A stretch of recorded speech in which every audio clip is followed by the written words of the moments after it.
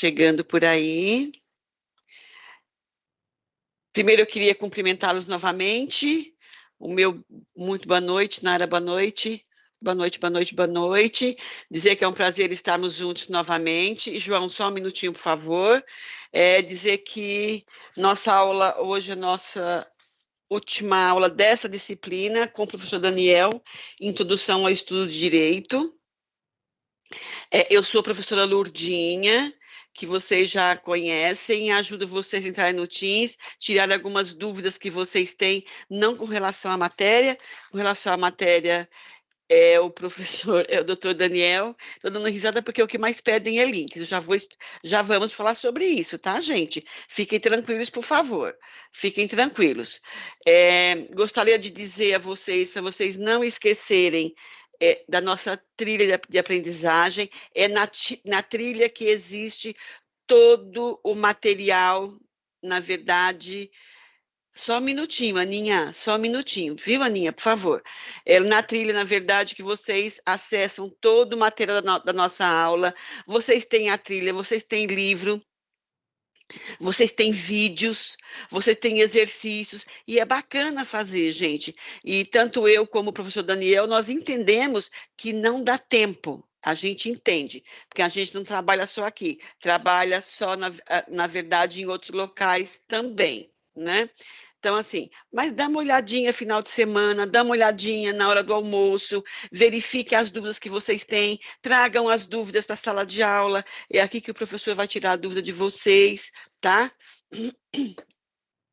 Rayane fala que não está ouvindo, o meu vídeo tá, minha fala está ok para vocês, só deem um ok para mim, só para eu saber, que a Rayane fala que não está ouvindo nada, por favor. Ok, então, ok, obrigada, obrigada, obrigada. Então, Rai, então, assim, acho que é melhor você sai e entra novamente, tá, amada, por favor. Lembrando, gente, que as nossas provinhas já iniciaram. Teve aluno que já está fazendo a prova do polo, que é a nossa última prova, tá?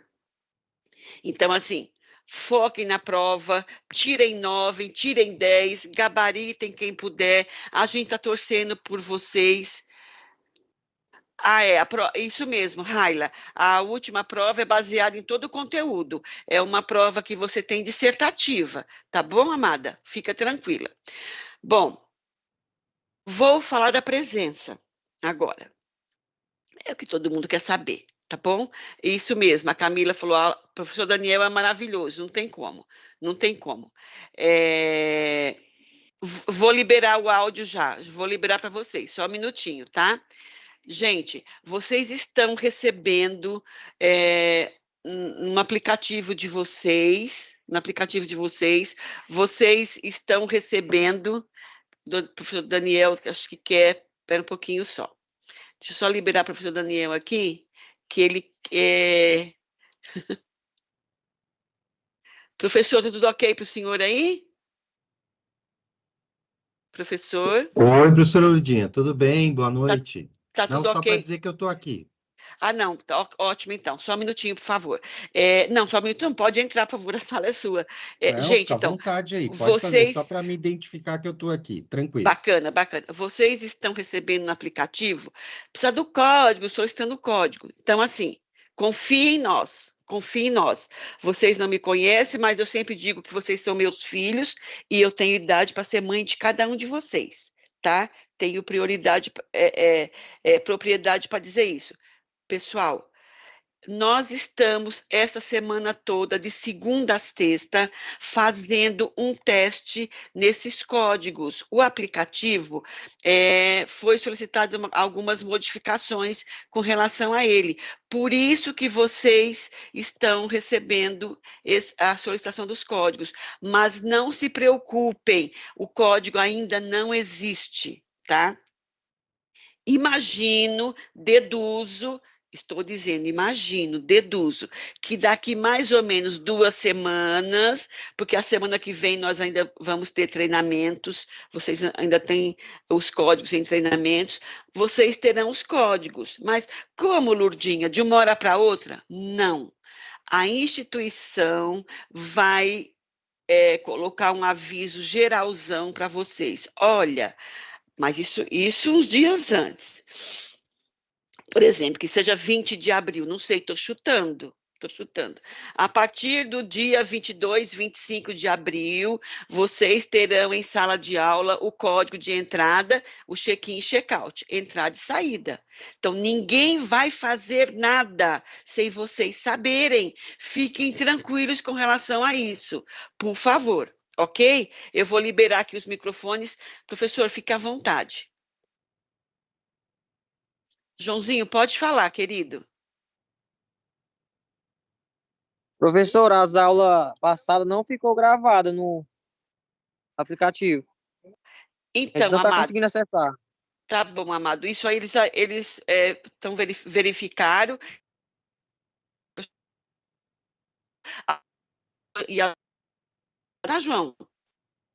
Tem até uma colega de vocês, que eu não sei o nome agora, que ela até é um colega, eu acho, é um colega, que até postou lá, ele entrou lá no stream, postou aula 1 e aula 2. A aula 3 eu não estava presente, então vamos ver, o professor deve ter alguma coisa para falar com vocês com relação a isso, tá bom?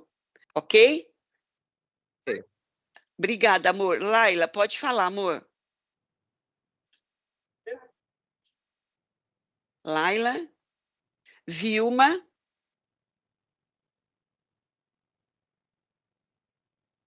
Boa noite. Boa noite, amor.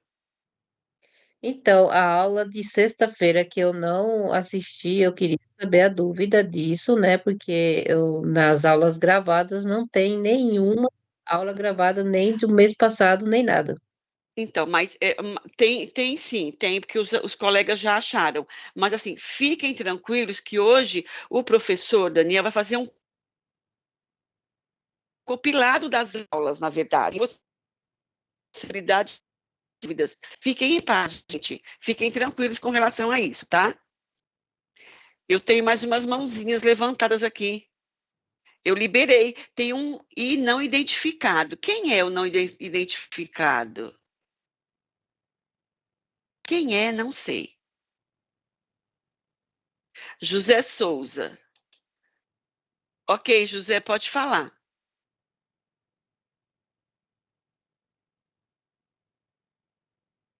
Pode falar, querido.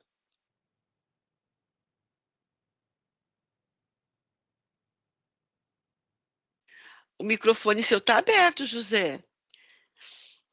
Clica no seu microfoninho. Clica no seu microfone.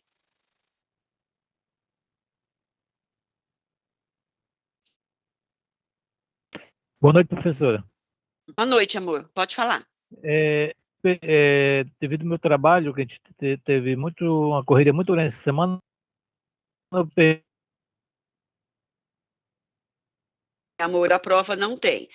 José, o que você pode fazer? Você perdeu só a primeira? só a primeira. Então, amor, faz a segunda, a terceira, marca no polo. Fica tranquilo que você vai conseguir, tá? Não posso te falar umas exceções para quem perdeu, porque nós, tá bom? Estudo e coopera, tá bom? Tá ok, obrigado. Nada, amor. Professor, fique à vontade. Camila, espera um pouquinho só, Camila. Pode falar, Camila.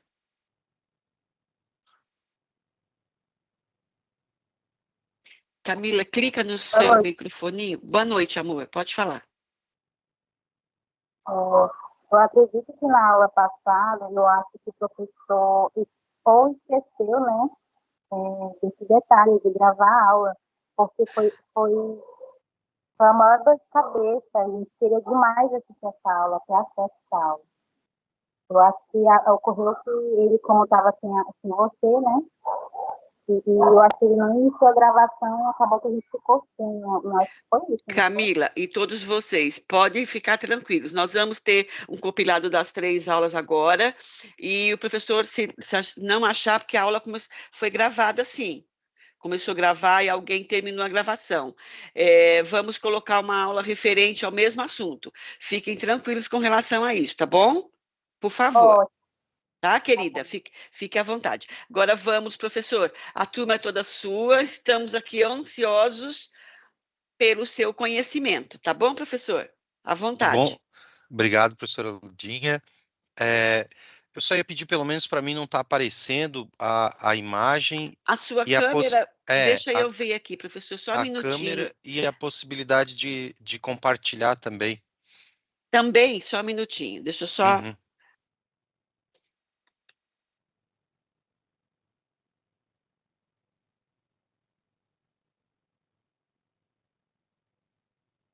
Professor, tornei o senhor um apresentador, professor. Uhum. Vamos ver agora. Perfeito. Ah, agora Fechou. sim. Tá bom, Agora obrigado. estamos nos vendo. Ah, Agora estamos nos vendo. tá bom, boa noite, Boa noite, professora Ludinha. boa noite, seja bem-vindo. Muito obrigado, boa noite a todos e todas. Então, para a gente, já devido ao adiantado aí, para a gente não perder, não é perder, né? A gente sempre está ganhando, mas no sentido de aproveitar aqui o nosso tempo em relação à aula de hoje, já que a temática é em relação a possibilidade de visão, né? Então, compartilhar aqui um conteúdo, a imagem aqui. Só vou pedir a gentileza da professora Na tela. confirmar. Tá Está na na tela? tela, professor, à Então, vontade. Na tela. vou colocar a imagem grande, daí ela já vai ficar melhor. Então tá, muito boa noite. Então a proposta aqui hoje da nossa aula de hoje é fazermos então nesse quarto encontro uma revisão geral das 3 unidades que nós abordamos, foram abordadas aí ao longo dessa disciplina e que estão referenciadas na trilha por meio do livro, quanto também e se coloca aí, então à disposição para estar abordando esse tema em introdução ao estudo do direito. Né? Então a gente está trabalhando o tema da introdução ao estudo do direito. Né? Então, nessas aulas, na primeira aula, nós trabalhamos um tema da compreensão do direito enquanto um todo, né? O que significa quando nós temos essa expressão, né? O direito quando nós nos expressamos em relação à norma, à lei, direito enquanto o seu direito, né? Então, tenho direito à liberdade, tenho direito a me manifestar, tenho direito à saúde, né? Afinal, isso é meu direito, quero o meu direito. São expressões que muitas vezes nós utilizamos e que elas trazem esse conceito de direito, mas que reúne uma série de elementos que, na verdade, muitas vezes refletem sentidos diferentes. Então, essa primeira unidade, ela traz para nós a compreensão do que seria o direito, do que é o direito. Né? Então, para a gente entender, né, qual o papel que ele tem na sociedade atual, que ele corresponde, e daí, obviamente, dentro do contexto dos cursos que vocês estão fazendo conosco aqui na UniaSelv, na forma de compreender qual é essa função que o direito cumpre e que passa a ser importante para vocês como futuros profissionais. E aí nós partimos né, foi primeiro compreender o direito enquanto um fenômeno social, ou seja, né, o direito vai ser então aquela ciência, aquele instrumento, aquela forma de compreender, analisar a conduta humana, o fenômeno social ou o chamado fato social. Né, a movimentação da sociedade. Estudar o direito também como um instrumento de mudança. Ou seja, analisar o direito como possibilidade de, né, elemento que a gente utilizando exemplos nesse sentido. Né? Por exemplo, os direitos trabalhistas, são alguns elementos que marcam aspectos de mudança social. O direito da criança, o direito das mulheres, por exemplo, ao voto, né? A questão dos crimes contra as mulheres, mulheres. Então, são elementos que marcam mudanças sociais.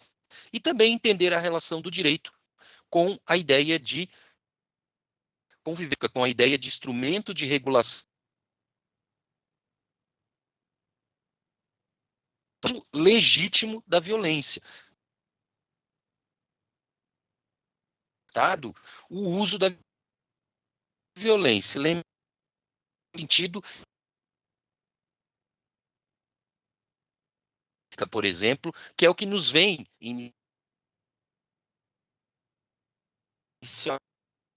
no sentido de direitos, como, por exemplo, privação de liberdade, penhora de bens, a convocação forçada a você compor um júri ou ser testemunha. Então, são elementos no qual o direito também é um requisito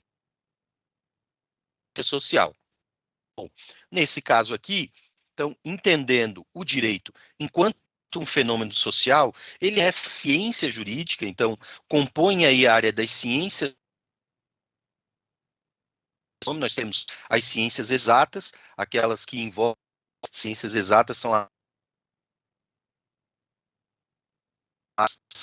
tá bom? As ciências exatas. Temos as ciências de saúde, a área de humanas, temos a área das licenciaturas sociais aplicadas, aquelas que estudam a sociedade dentro de um contexto das relações humanas em sociedade. Né? Então, nós temos aí, por exemplo, a psicologia, o direito, as ciências contábeis, a administração, serviço social, são alguns dos cursos que se encaixam nessa área de conhecimento. Então, o direito, como um reflexo, né, intrínseco a essas relações humanas, desenvolve a partir delas. Tanto que vocês vão encontrar no material à disposição de vocês, no nosso livro, a gente vai ter até uma expressão que vem lá em latim, da época do direito romano, do Império Romano, da República Romana, que coloca que só há, né, o direito aonde houver sociedade,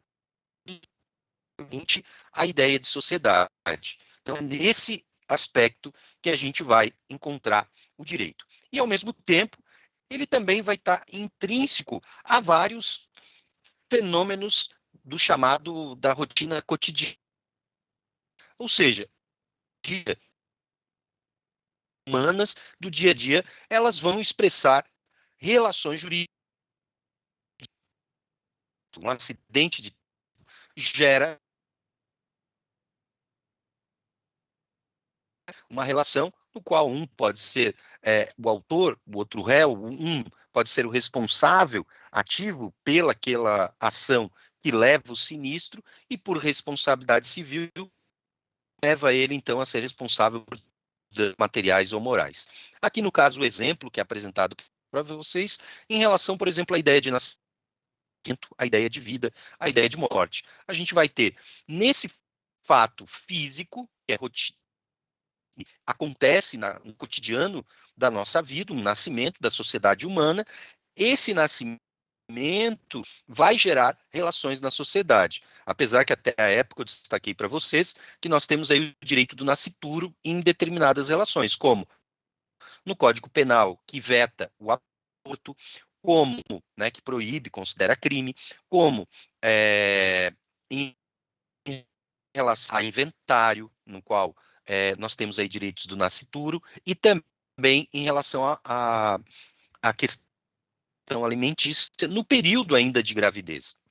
Um outro elemento, a gente pode, né, no qual o direito tutela, até porque a vida é considerada o bem maior a ser tutelado pelo direito. Então, a vida é o bem maior a ser tutelado pelo direito. E ele vai estar sendo tutelado sobre os vários aspectos, né? No caso da vida, o direito à saúde, o direito à cultura, ao esporte. Então, nós temos aí a vida, sendo que a nossa Constituição atrela esse conceito como um direito fundamental, a vida digna, vida com dignidade. E essa dignidade se dá por meio de acesso à saúde, acesso a lazer, cultura, esporte, são elementos que estão relacionados a essa questão de vida. Dei como exemplo, à época também, a ideia de você vai carcerário, que é uma realidade presente no Brasil, por exemplo, e você vai ver uma cela que comporta até 30 pessoas, está lá comportando 100. Ali não há condições de dignidade. Então, você tem isso resguardado, independente da sua opinião sobre o tema nesse momento, né? Mas você vai ter uma legislação que resguarda isso. Mesma questão em relação, por exemplo, ao aborto, como eu falei. E a morte é um fato da rotina cotidiana, da vida, ele ocorre, a morte, e a morte também implica em relações jurídicas, em questões legais, que vão envolver a questão sucessória, um inventário, um testamento, a sucessão de bens ou de dívidas, né? Ao mesmo tempo, nós teremos ali a questão do vilipêndio de corpo, né? Então, nós temos vários elementos que estão intrínsecos relação ainda do aspecto morte. Então, o direito é da nossa vida, ele vai estar presente. E nós temos dentro desse contexto, uma avaliação, né, a gente pode considerar, de usos distintos da palavra direito. Expliquei para vocês direito enquanto ciência, essa área da ciência que faz o estudo das normas jurídicas, a ciência jurídica, né, que cria um sistema jurídico que nós vamos ver logo mais adiante, por exemplo, que tem uma estrutura de corpo de hermenêutica jurídica, a interpretação do direito, que ele possui regras normativas para que nós não tenhamos aí um subjetivismo ou um juízo de valor exacerbado e destoa essas decisões ao ponto de não ter um parâmetro, de não ter uma regularidade ou um método, uma técnica científica aplicada. Direito enquanto ciência. Nós temos também direito enquanto faculdade. O que é o direito enquanto faculdade? A ideia daquele direito aí sim, objetivo, a condição humana. Alguns direitos que você possui, mas nem sempre está utilizando naquele momento, mas ele está posto. Então, tem o direito de reclamar, o direito de manifestar, o direito de se reunir, o direito à liberdade, o direito da livre manifestação do pensamento. Claro que cada uma dessas faculdades também está intrínseco nela a relação de necessidade de obrigações, né? Então, você tem o direito à livre manifestação, mas se eu imputar a alguém um determinado crime, né, dizendo, olha, a pessoa fulana de tal cometeu o crime tal, eu tenho que comprovar essa acusação sob pena de responder por calúnia, por exemplo.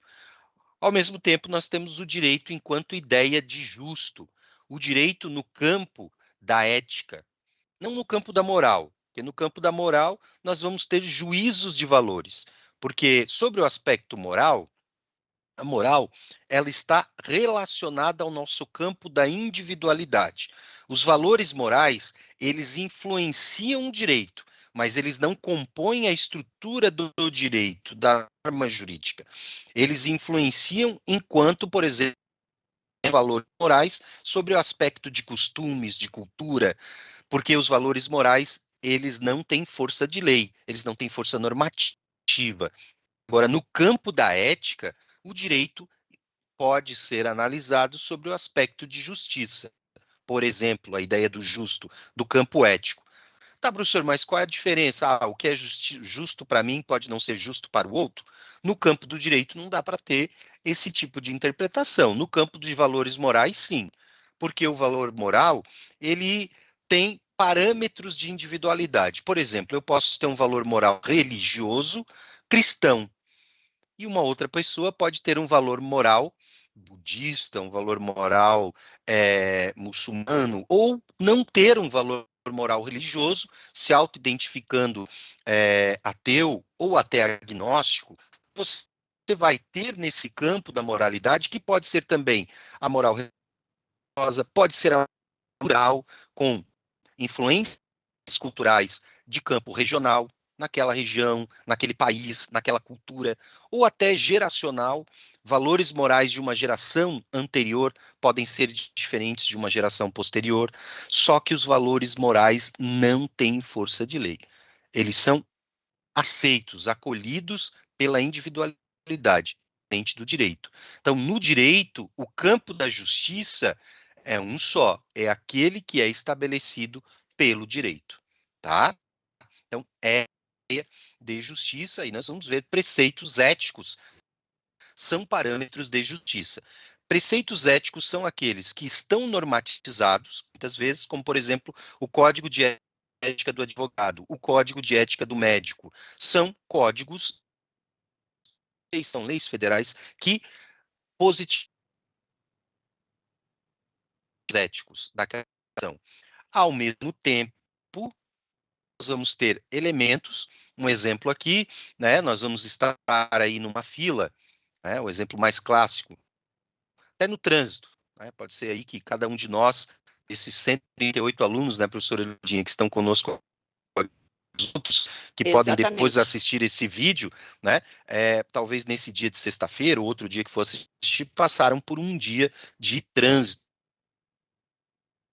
dificuldade, metrô, ônibus, carro, Uber, táxi, o que seja, né? Nós tivemos aí esse movimento. E quantas vezes a gente observa, às vezes, um motorista, né, que tenta atravessar a frente do outro carro, furar a fila, né? Isso representa o quê? Passa para nós, sem nós nos conhecermos, das diversas regiões do Brasil, que esse seria um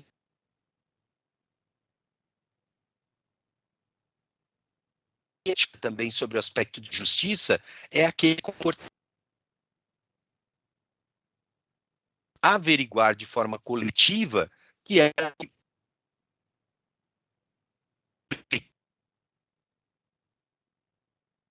e se todos forem pensar em furar uma fila de carro, significa que, na verdade, todos vão ficar mais para trás nesse processo. Vai se compor uma nova fila ou vai se estabelecer uma espécie de guerra aí de todos contra todos, né? Então, a ideia é nesse sentido de justo. Eu até estou passando, não olhei o chat, mas vou dar uma espiadinha aqui se tiver alguma coisa, né? Aqui. Não tem nada, tô só eu aqui. Tá certo. Obrigado. Tá, mas voltou aí a apresentação, né, professora? Voltou, né? Normal, voltou. Beleza, obrigado. Então, sobre o conceito de direito. Aqui compartilho com vocês, então,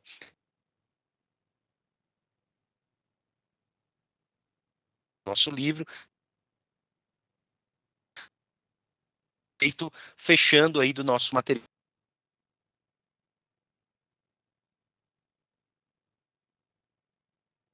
No comportamento humano por meio de sanções. Hans Kelsen, de uma obra Teoria Pura do Direito, no qual ele é positivista jurídico, é aquele que vai analisar o direito sobre o aspecto positivista da norma, aquele que afasta da interpretação, da análise do direito, qualquer juízo de valor.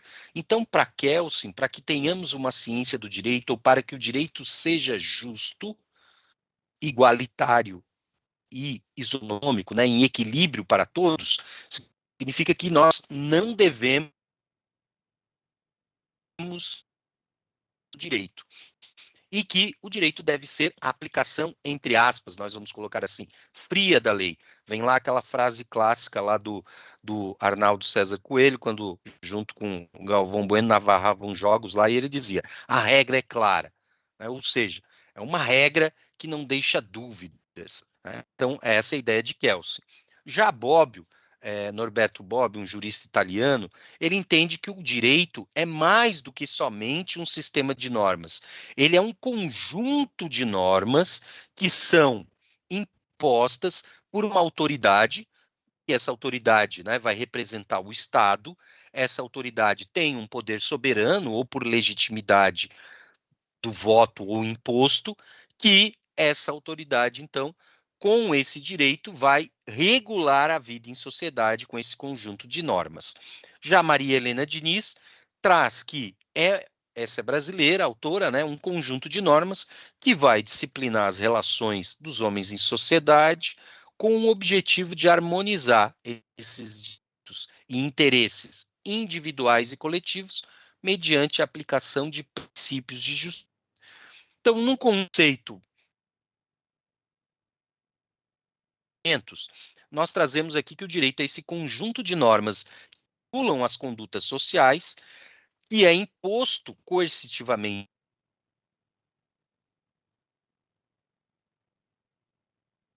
Força pode ser física, né? Ou não, mas tem esse uso da força para a realização da segurança, para garantir essa segurança entre nós e harmonia, segundo os critérios de justiça.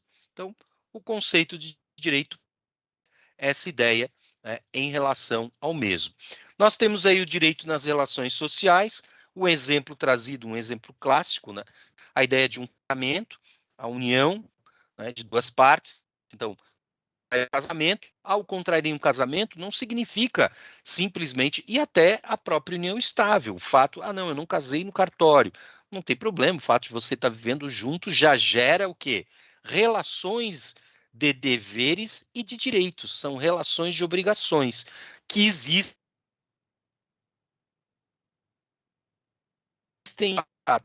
e quando elas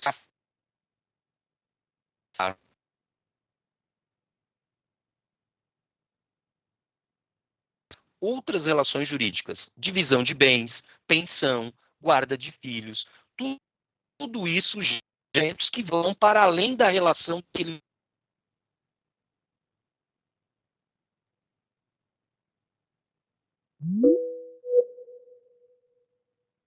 ele é um instrumento, uma ferramenta de cunho social, no qual ele vai utilizar esses elementos para gerar essa eficácia.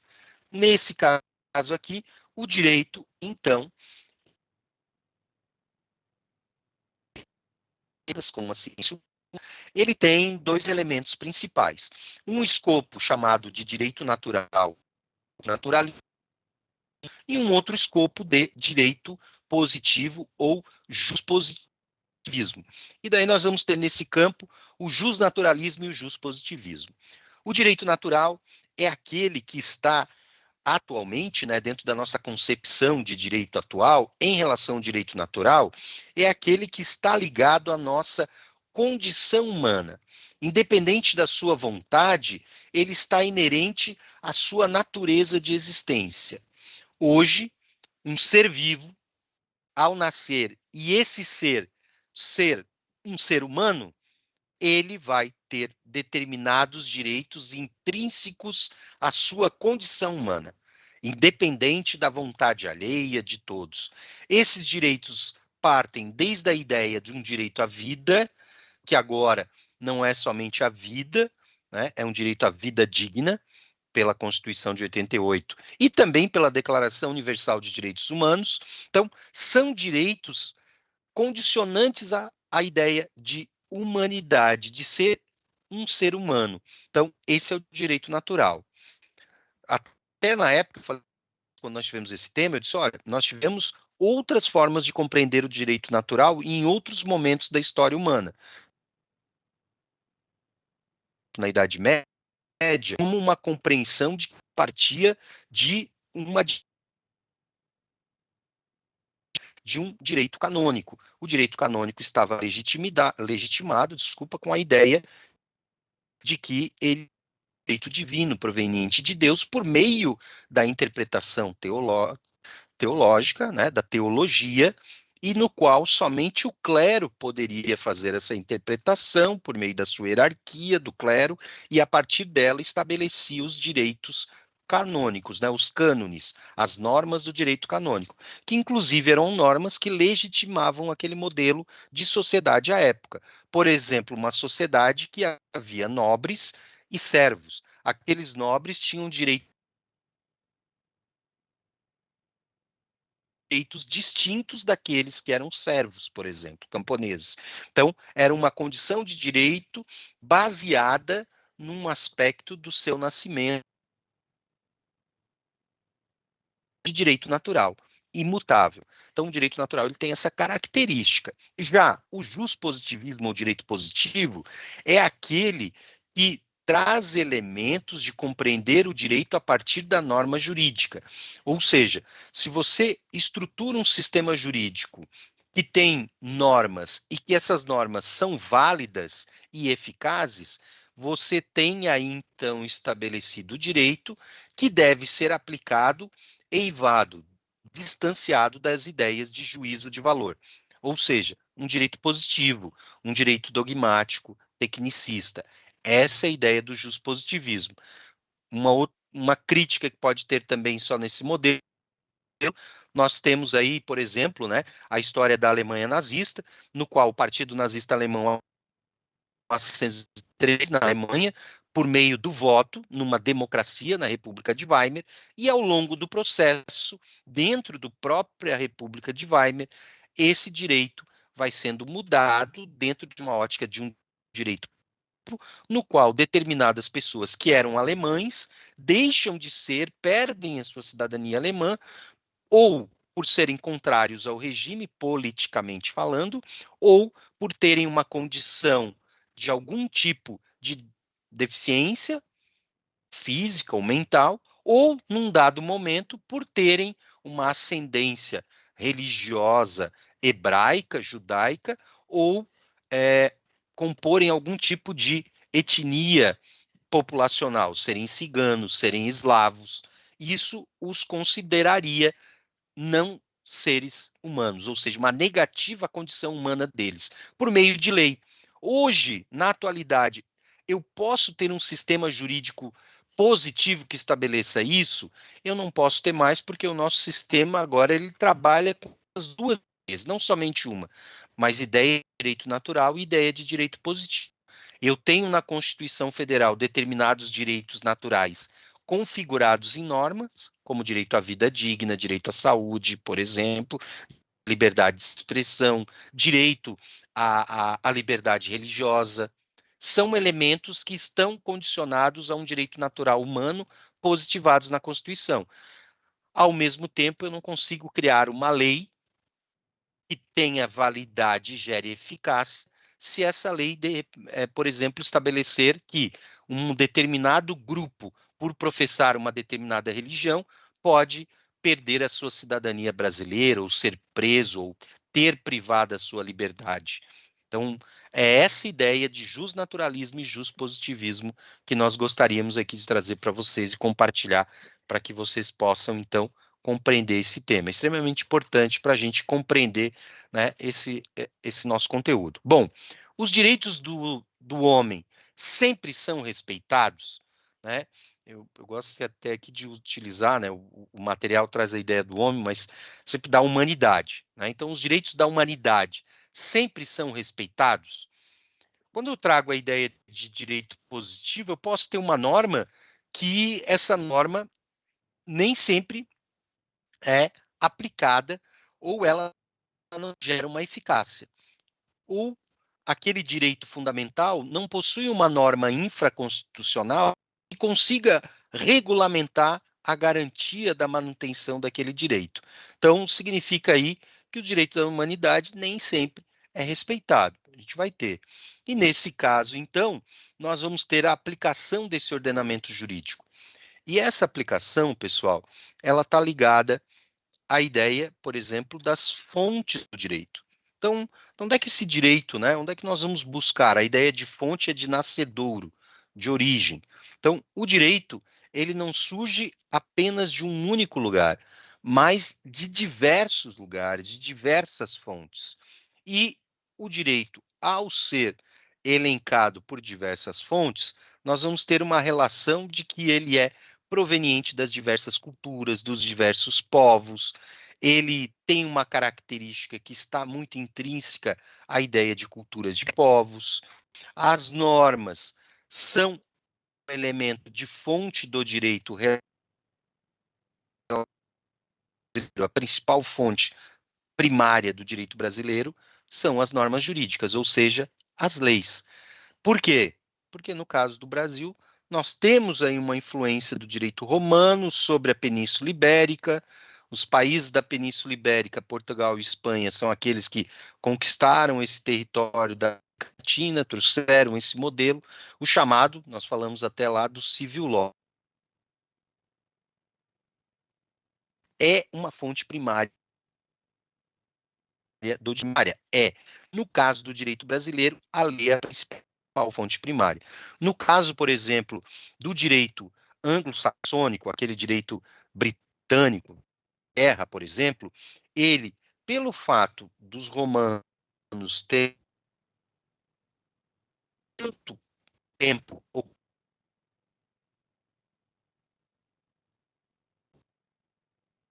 de fundação romana, eles criaram a formação e origem daquele sistema jurídico. Então, ele ficou conhecido como common law, ou seja, a lei, né, o direito baseado nos costumes. E depois ele foi se aperfeiçoando e se transformou no precedente judicial. Então, a principal fonte do direito da Inglaterra e dos países no qual ela,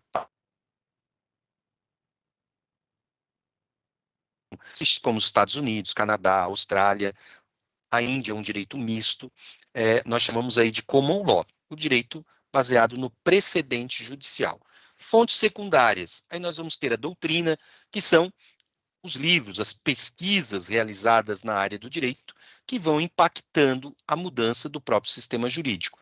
A jurisprudência, que são as decisões reiteradas, a analogia, que é a forma de você comparar uma decisão sobre um fato e eu pegar esse fato semelhante e usar essa mesma decisão, os princípios gerais do direito, que nós temos determinados princípios, e também a ideia de equidade, isonomia, de garantir equilíbrio, equidade social, por exemplo, tá bom? Então, essas são as ideias de fontes do direito que nós temos. Temos ainda nessa composição de entender o sistema jurídico e agora as normas jurídicas, que são a principal fonte do direito brasileiro, nós temos aí então uma hierarquia que pode ser composta aí numa pirâmide, que é no ápice dela, como no cume, como a principal norma acima de todas, a mais importante, é a Constituição. Se a gente parar para analisar a própria etimologia da palavra, né, Constituição, constituir, vai formar, organizar, né, constituir algo. Então, ela constitui uma nação soberana, um Estado e os direitos de um povo. Então, ela está acima de todos. Depois, nós temos a legislação infraconstitucional ou complementar e os costumes, os regulamentos, os decretos, as decisões judiciais são elementos que compõem essa hierarquia das normas.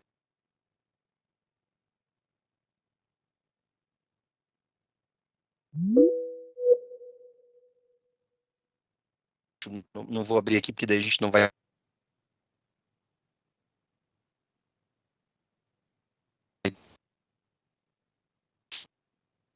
Teve de hoje que pode ter impacto do direito.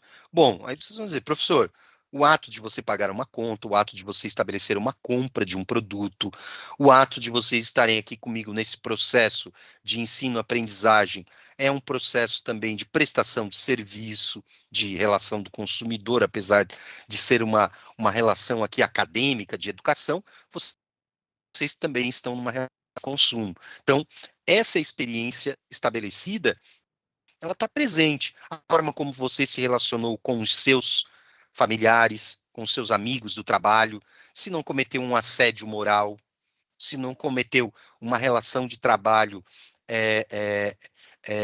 tóxica que pode gerar, nesse caso, né, um assédio moral, a relação com seus familiares, com seus amigos, tudo isso pode gerar experiências ou não do direito, né? A gente vai ter aí impactado ou não.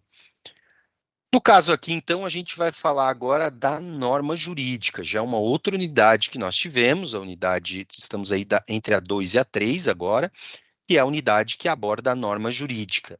Então, a norma jurídica, a lei, ela tem que ter algumas características para garantir o elemento que nós falamos de juspositivismo, de direito positivo, e também para estabelecer a característica de ciência jurídica. Então, a norma jurídica, para ter validade, ela deve ter alguns elementos que a compõem para se enquadrar nessa estrutura da ciência jurídica. Então, nós temos que ter, primeiro, uma hipótese, uma situação que vai desencadear a norma.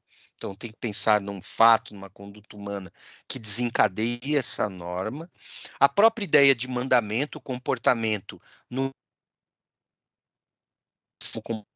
exige, ou você proíbe, veta, que você quer proibir. Então, essa é a ideia. A gente até estabelece nessa ideia de obrigações de fazer ou obrigações de não fazer. Ação ou omissão. Pena, a punição. Qual é a consequência do descumprimento desse mandamento? Então, essa é a ideia da norma jurídica, ela tem que ter essa estrutura para ter validade, tá bom? A norma deve apresentar como característica uma imperatividade, ou seja, ela tem que ser obrigatória, taxativa.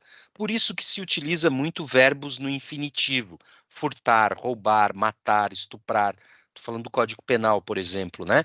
Tem normas imperativas, tá? Obrigatórias.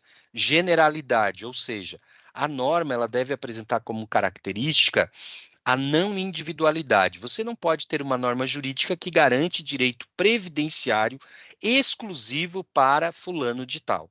Isso não existe, não é uma norma jurídica. Ela tem que ser uma norma jurídica que estabelece a previdência para aqueles que se encontram em tais e tais situações. 30 anos de trabalho, no caso de mulheres, que tenham acima de 60 anos, e aí vai. Abstratividade, ou seja, essa abstratividade significa que o direito é atemporal. Ele não é específico a um grupo de pessoas de uma determinada região, a um grupo ou uma sociedade de uma determinada época. Ele é abstrato, ele inclusive é aplicado e deve ser para situações futuras.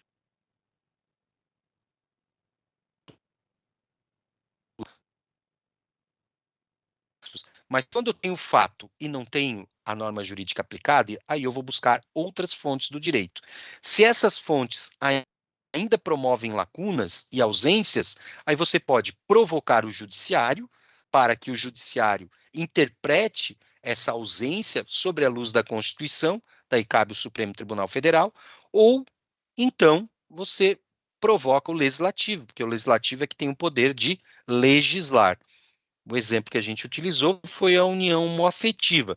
O Brasil havia estabelecido na Constituição o que é o casamento, mas havia um comportamento, uma conduta social, um fato humano da rotina cotidiana, que era que as pessoas de mesmo sexo estabeleciam relações, viviam juntas, viviam como um casal, tinham aí 30, 40 anos de convivência, ou 5 anos, ou 2 meses, ou o que seja, e que essas relações geravam obrigações e deveres, geravam relações jurídicas, e que essas relações provocavam demandas. O parlamento não legislava por N fatores, o parlamento também reflete uma questão que nós estudamos, né, que é a vontade popular também, ou reflete elementos da população, e daí nós temos uma provocação. Essa provocação é as pessoas que provocaram o judiciário para que reconhecessem aquela união delas. Foi reconhecido, essa decisão teve força de repercussão geral e passou a ser aplicada em todos os casos semelhantes. Então, nós não temos no Brasil uma lei que garanta a existência da união homoafetiva em torno do reconhecimento civil, porém, nós temos como uma decisão de repercussão geral que tem força de lei do STF. Então, isso que vem da ideia de que fonte. Tá, professor, então o STF decidiu contra a ideia da maioria? Sim, no contexto da ideia da equidade. A norma também tem que garantir, o direito, no caso, desculpa, né? O direito deve garantir também a equidade, o reconhecimento das minorias, de direitos de minorias, tá? Então, No caso, a interpretação da Constituição ela não está sobre o julgo de juízos, de valores ou de vontades ideológicas ou outros elementos que possam haver, mas sim a interpretação. Ah, professor, mas a interpretação tem influência? Bom, a gente vai ver isso aqui adiante.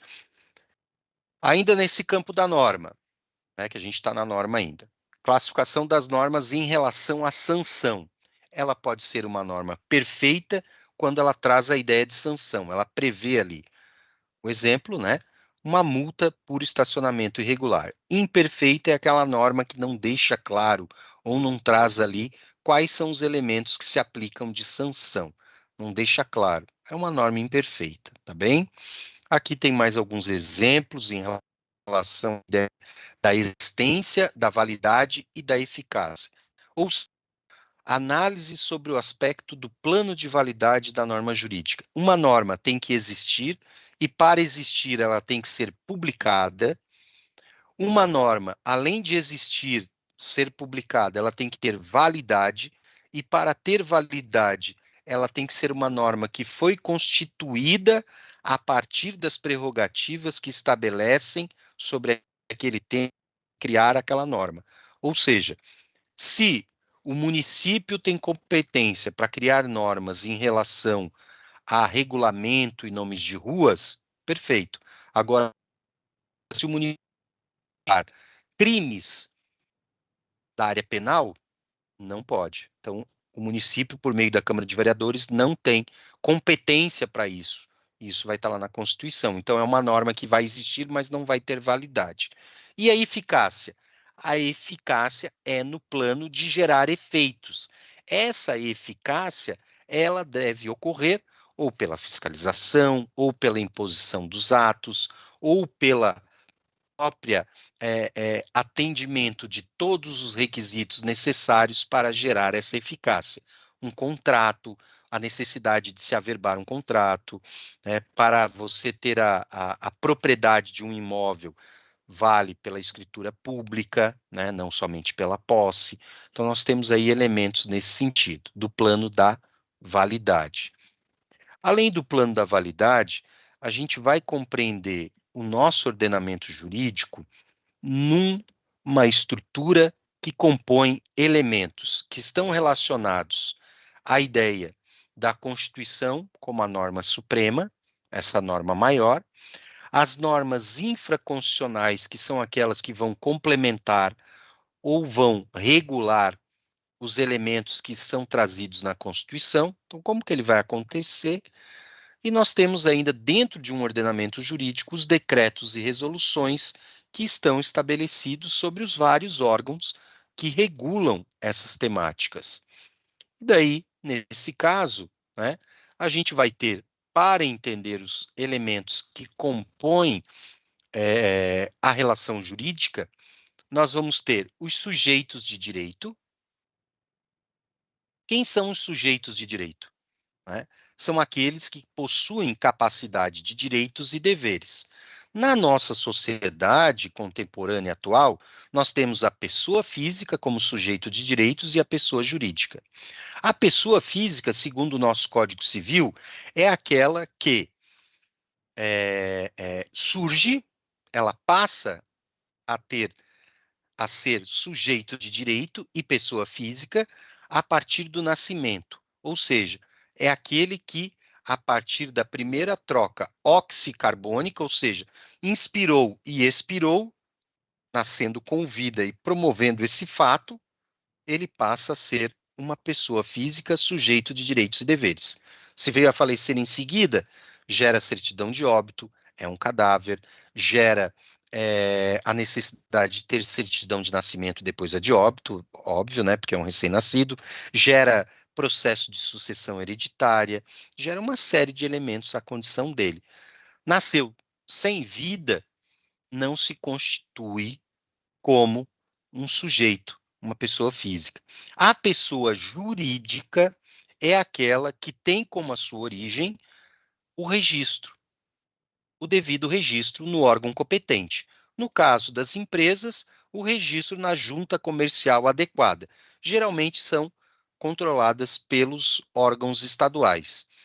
No caso da pessoa jurídica privada e no caso da pessoa jurídica pública, a origem dela pode ser por força de lei, tá? Então, essa é a característica. Bom, expliquei aqui da pessoa jurídica, né? A relação jurídica, os objetos também já explicamos. E agora no campo da característica de direitos subjetivos e direitos objetivos. Os direitos subjetivos são aqueles que, no campo daqueles classificados como absolutos, são aqueles que se aplicam a todos. Ou seja, o direito à liberdade, o direito à locomoção, o direito à propriedade, é um direito que está relacionado a todos os demais. É um direito seu absoluto, que está posto. Quem pode ser contra ele? Eu estou protegido contra todos da sociedade por esse direito. Tá? Esse direito subjetivo, no campo absoluto. No campo relativo, é aquele que direciona-se somente a uma pessoa específica. Eu tenho um direito, mas ele é relacionado apenas a uma pessoa específica ou a um componente. No caso do filho, o filho tem o direito a ter a garantia das suas necessidades de subsistência, de educação, de lazer, de cultura, de cuidado, de proteção integral, segundo o Estatuto da Criança e do Adolescente, promovidos pelo Estado, pela sociedade, pela família. Os pais têm aquele dever para com o filho. Então, contra a pessoa ali seria, né? Os pais, eles têm esse dever. Esse é o relativo. E o direito subjetivo, né?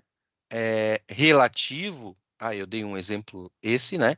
Mas tem também o direito de crédito, por exemplo, né? Um outro exemplo que eu trouxe aqui, eu acabei dando um outro, mas o direito de crédito também né? Aquele devedor para o seu credor. Então, é uma pessoa só. Os atos jurídicos são aqueles atos que geram manifestações de vontade, gerando ali efeitos jurídicos. Um ato jurídico é o do testamento. Vai se lavrar-se um testamento, essa manifestação da vontade no testamento vai gerar posteriormente novos efeitos jurídicos. Esse é um ato jurídico. Desde que esse ato jurídico seja perfeito, ele gera direitos e deveres. Ele vai gerar efeitos jurídicos, mas ele tem que ser perfeito. Ou seja, para um testamento ter validade, o que você deve fazer? Para uma escritura ter validade de bem imóvel, o que você deve fazer? Tá? E os atos ilícitos são aqueles atos que são contrários à ordem jurídica estabelecida. Furto, dano moral, dano material, roubo, lesão corporal, são atos ilícitos, tipificados, considerados ilícitos pela norma, que são passíveis de punição. Um outro exemplo que temos aí também, desculpa, não exemplo, mas um outro ponto à nossa análise, é a hermenêutica jurídica. Nesse campo da ciência jurídica, nós temos que compreender como é que se dá esse processo de interpretação e que seja um processo que tenha uma metodologia, um método que garanta um processo científico e que evite o envolvimento de juízo de valor, que siga um rito. Então, a hermenêutica jurídica é esse procedimento de técnica de interpretação do direito, com o objetivo principal determinar o real sentido das normas jurídicas. Quando se fala para alguém, qual é o sentimento, qual é a ideia, qual era o objetivo do legislador originário dessa norma? Tipificar a conduta humana que retira a vida de alguém. De forma torpe ou não, num primeiro momento não interessa. O ato de retirar a vida. Posteriormente, nós vamos ter aí a regulação, a graduação, a forma que esse ato acontece, que pode aumentar ou diminuir a pena. Então, aí nós vamos tratar desses elementos que vão reduzir ou vão aumentar a pena.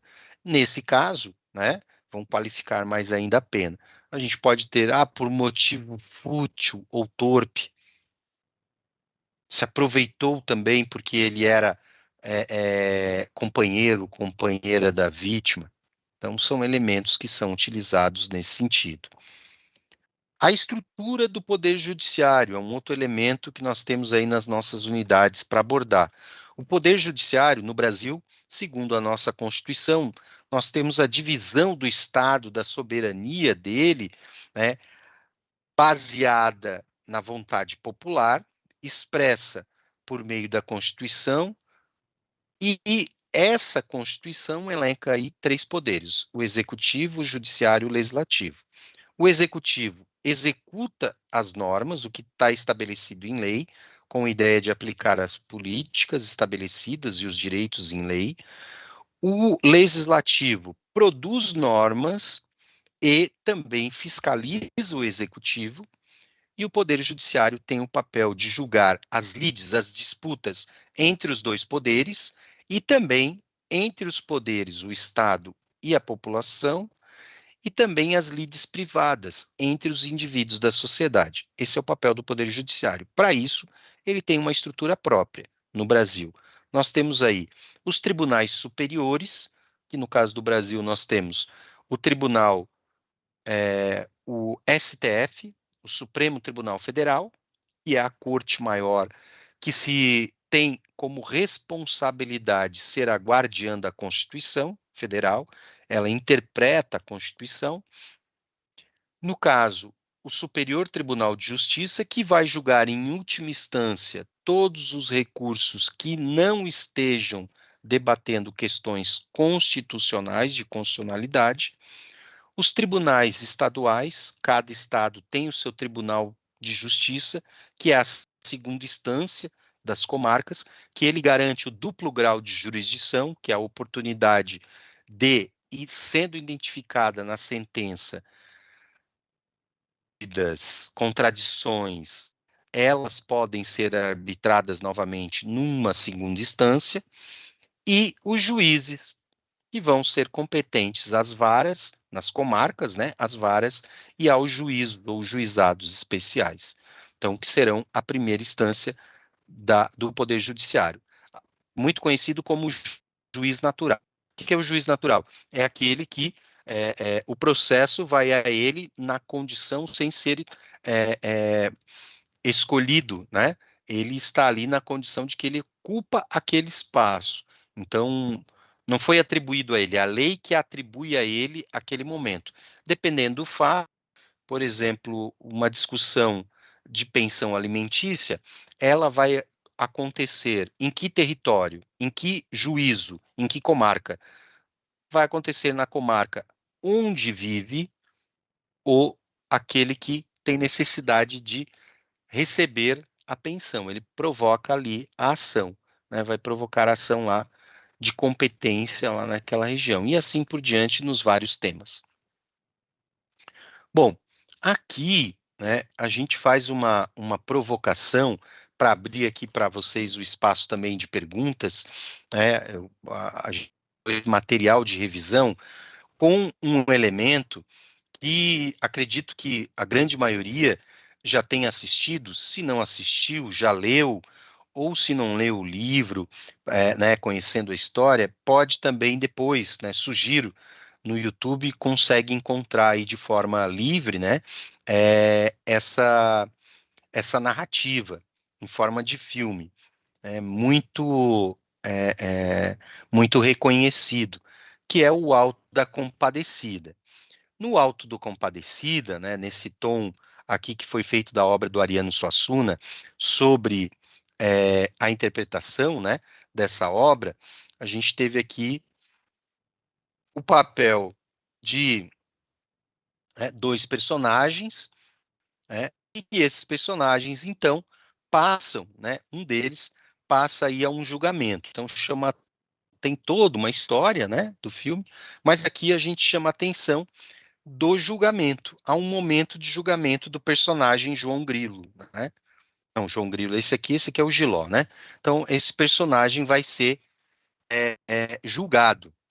E ao ser julgado, ele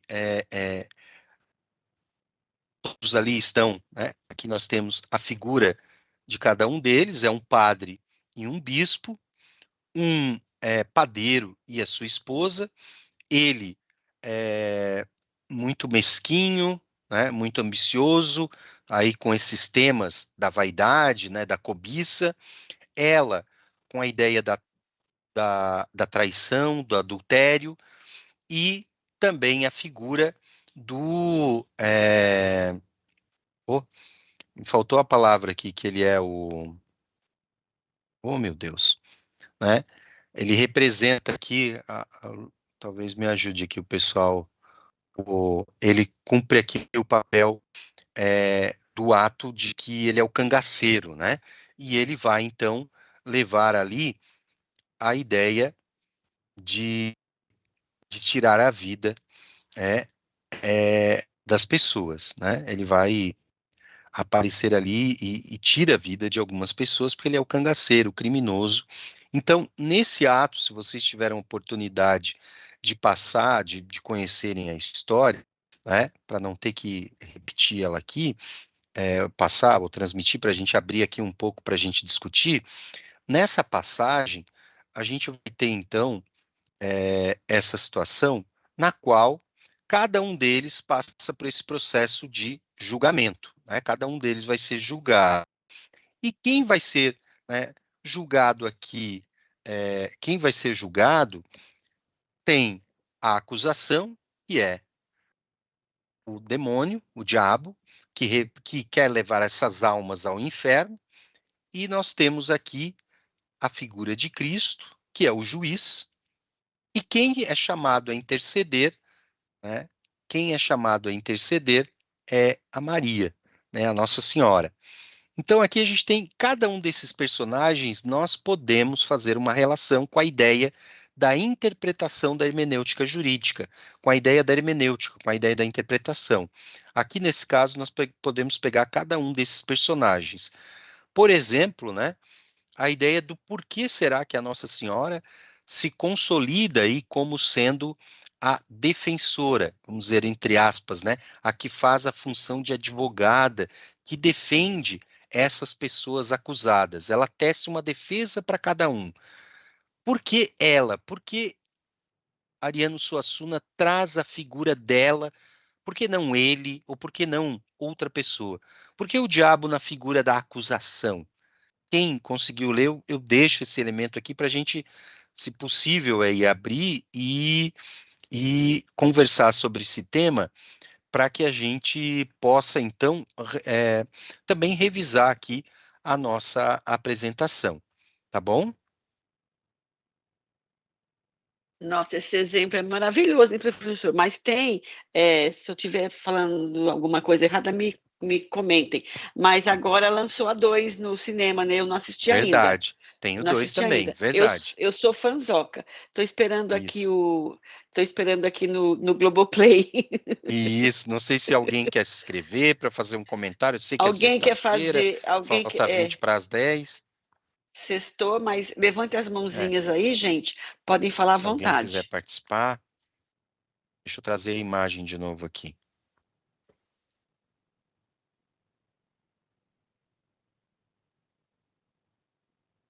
Ó, a Tatiane está dizendo assim, ela está com dúvida em relação às fontes secundárias do direito. A aula está sendo gravada, tá? A professora Ludinha está aqui, bem responsável com a gente para garantir a gravação dessa aula. E daí, Mas então, eu quero vou agradecer também, professor, desculpa, o pessoal que está me ajudando, tem tantas coisas, tantas perguntas, e eu estou aqui, ó, nem assisti sua aula hoje direito, fiquei aqui só digitando, mas o pessoal me ajudando. Ah, que bom, tranquilo. Então, o pessoal quer saber um pouco aqui sobre as fontes secundárias. E as fontes secundárias podem ser um elemento para a gente analisar aqui essa construção.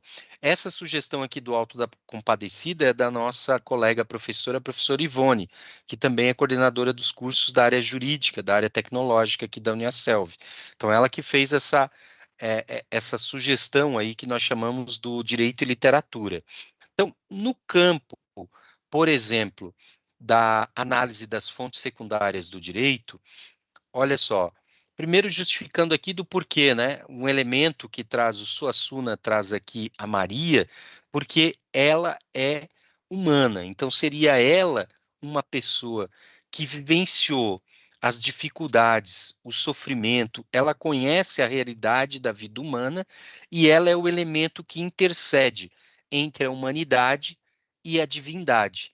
Então, por isso ela é de advogado, no sentido que faz essa relação entre a conduta humana e o direito, seria o caso, a aplicação do direito. Então, ela vai fazer esse elemento.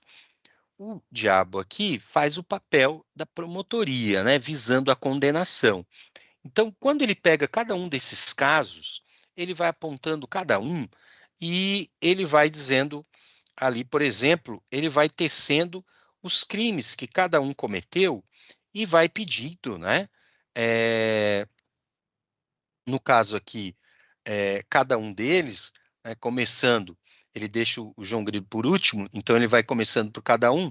Por exemplo, o padre, daí o diabo acusa, olha, o padre foi aquele que se vendeu e o bispo também, com interesse, com a cobiça, com interesse ao dinheiro de permitir uma bênção de um cachorro na igreja, um velório, né? Foi assim.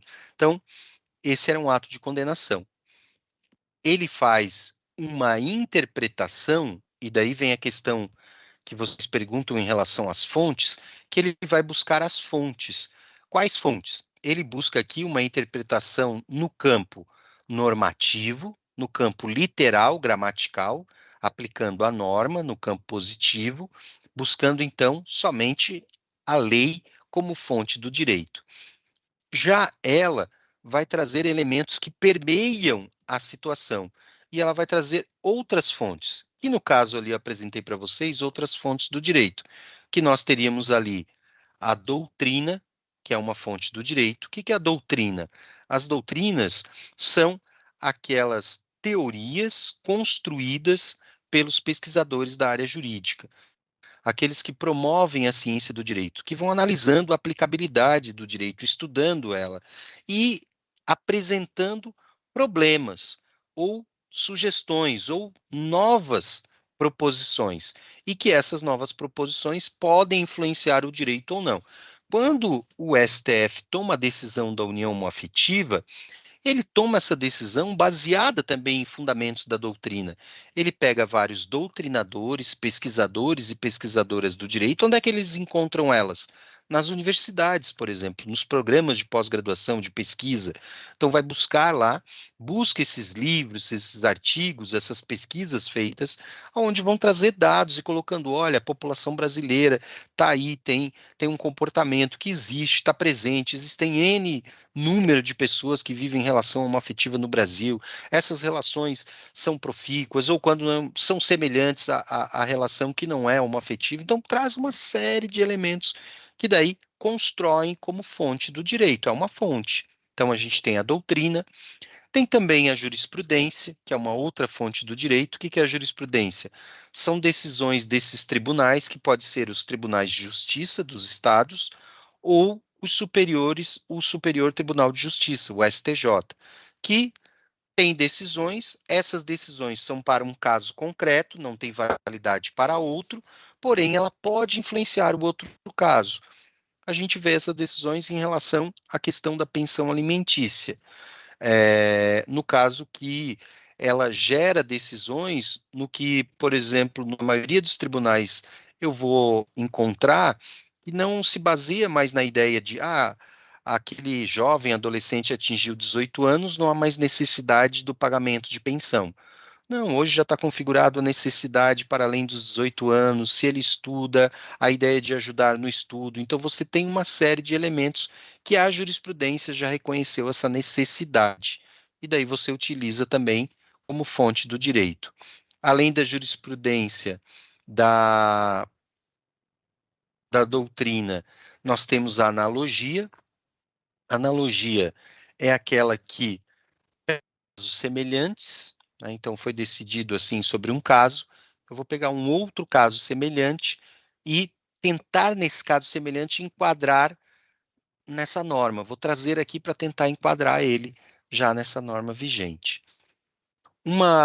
Outras, por exemplo, os crimes da internet, esses crimes cibernéticos, muitas vezes você aplica normas existentes sobre eles, tá?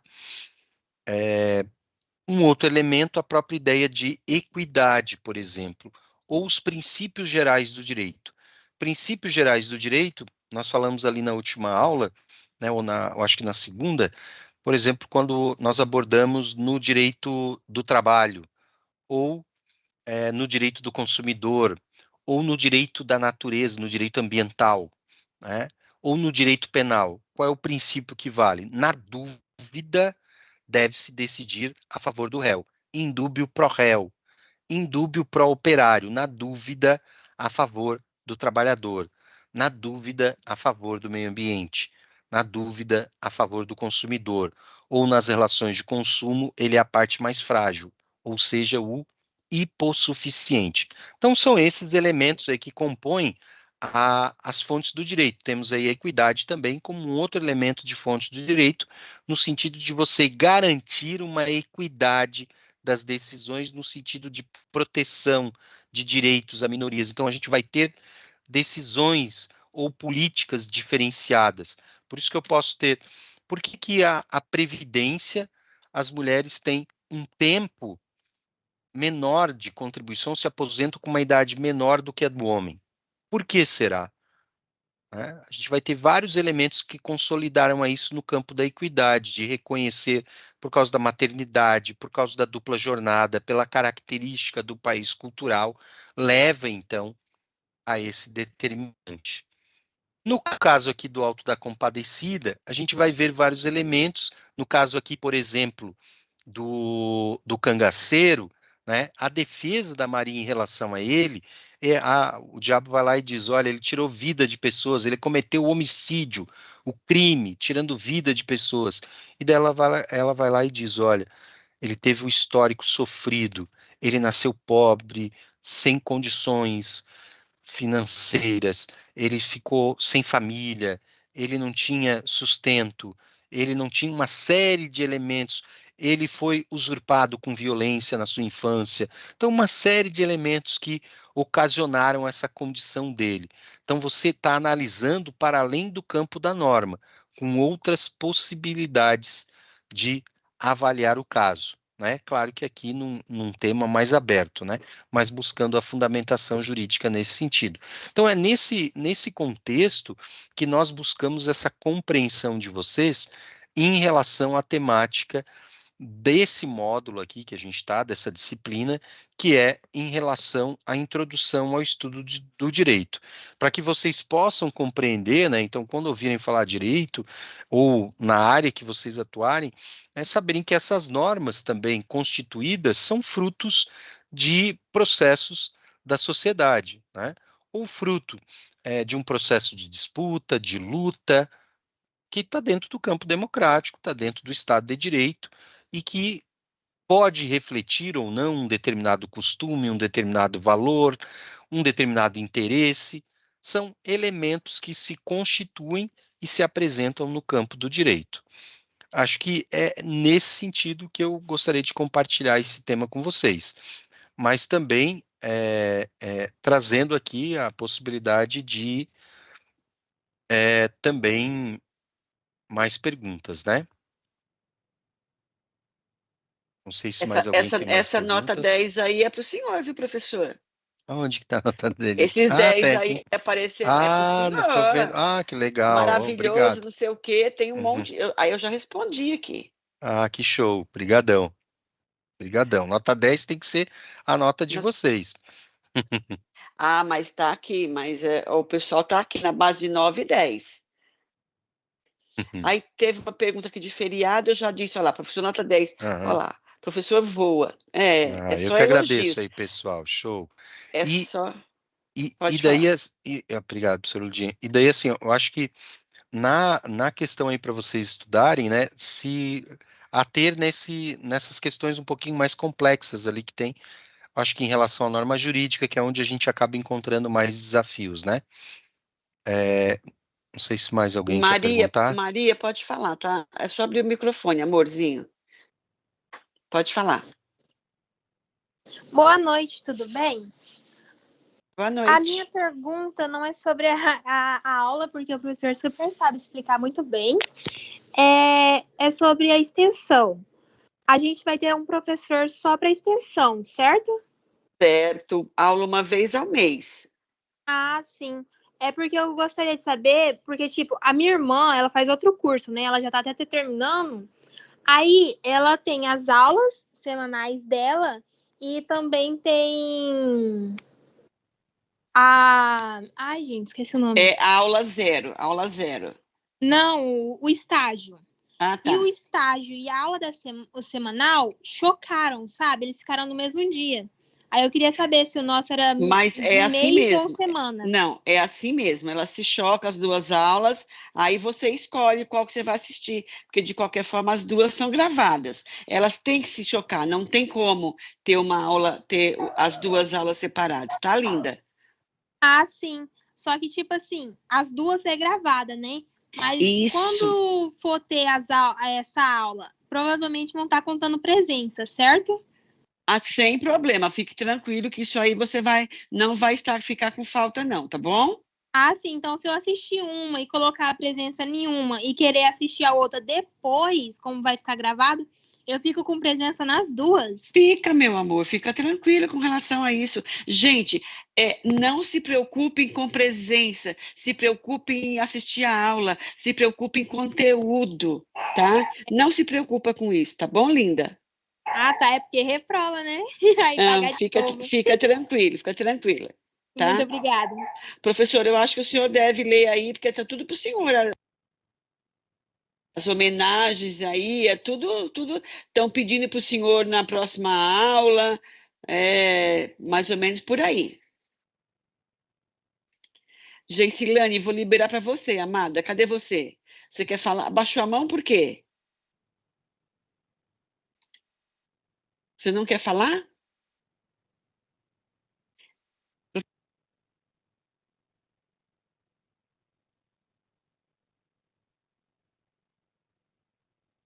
Prof. Lurdinha, fechou o microfone. Tá, não, fique à vontade, pode se despedir da turma, professor. Quiser Tá falar bom. mais alguma coisa? Não, Lurdinha, então. Obrigada pela parceria, pela paciência. Imagina, Raquel quer falar. Espera um pouquinho só, tá Raquel. Uhum. Só um pouquinho, por favor.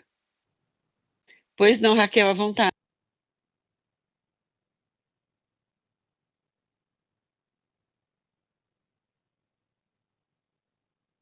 Amanda diz, melhor combinação de prof.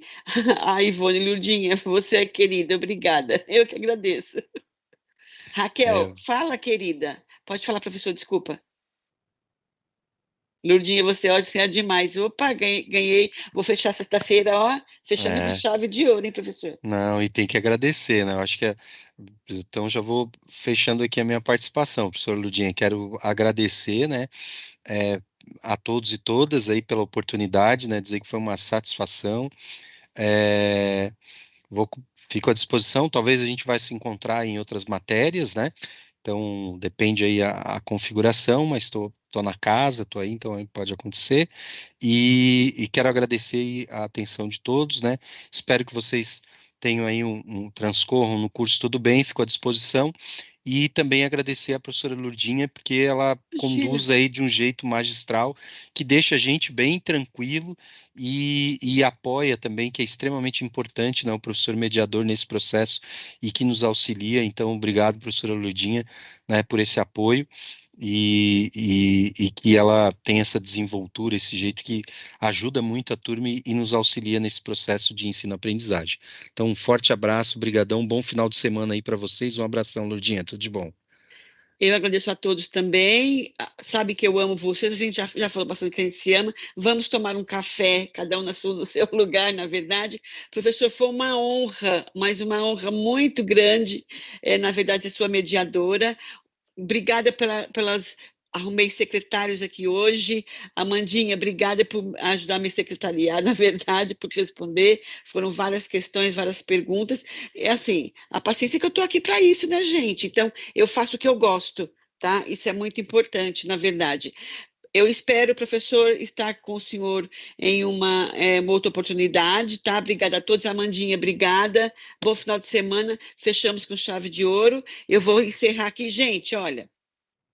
Deixa eu encerrar que eu vou falar depois. Espera um pouquinho só. Só um minutinho. Só parar a gravação. Parei. Pessoal, o que eu expliquei aqui, enquanto vocês estiverem em sala de aula, mesmo eu saindo daqui, a gravação não é concluída. Então, é o que eu escrevi aí. Eu preciso que vocês saiam da sala, para eu não ficar tirando ninguém, saiam da sala de aula, dê uns 10, 15 minutinhos, que é o tempo da gravação rodar. Aí vocês podem voltar, tá bom? Professor? Obrigada por tudo. Deus abençoe. Tchau, queridos. Fiquem bem, Igualmente, um tá? abração. Tchau, Fiquem tchau, com gente. Deus. Um abraço. Tchau, tchau. Tchau.